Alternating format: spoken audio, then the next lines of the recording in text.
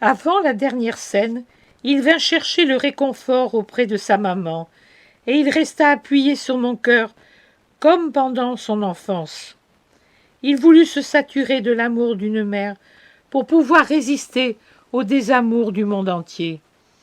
Plus tard, je lus sur mon cœur, déjà mort et glacé, dans la lumière blafarde du Vendredi saint. Et de voir mon enfant, car pour une mère son fils est toujours un enfant, et il l'est d'autant plus qu'il est souffrant ou éteint, de voir mon enfant qui n'était plus qu'une plaie, défigurée par la souffrance endurée, incrustée de sang, nue, lacérée jusqu'au cœur, de voir cette bouche sainte qui n'avait eu que de saintes paroles, désormais figée.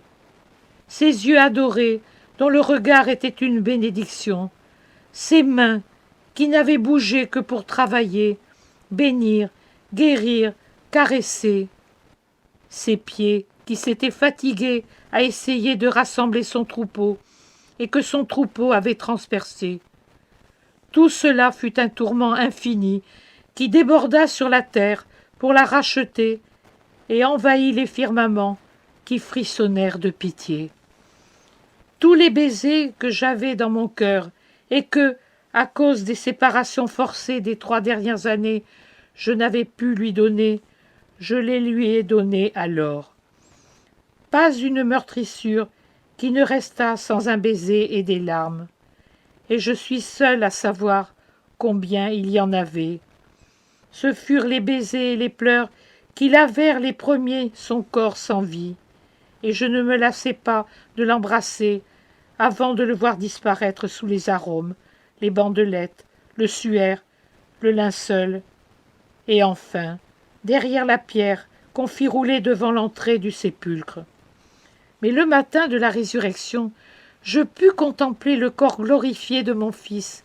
Il entra avec le rayon du soleil, moins resplendissant que lui, et je le vis dans sa beauté parfaite, à moi, car je l'avais formé, mais Dieu, parce que, désormais, il avait franchi le temps humain, et il retournait au Père, m'amenant aux cieux avec sa chair divine façonnée dans mon sein, à ma ressemblance humaine. Il n'y eut pas, pour sa mère, la même interdiction que pour Marie de Magdala. Je pouvais le toucher. Je n'aurais pas contaminé de mon humanité sa perfection qui montait aux cieux, parce que ce minimum d'humanité que j'avais dans ma condition d'immaculée conception s'était consumé comme une fleur jetée dans un incendie sur le bûcher expiatoire du Golgotha. Marie, la femme, était morte avec son fils. Il restait maintenant Marie, l'âme brûlant de monter au ciel avec son fils.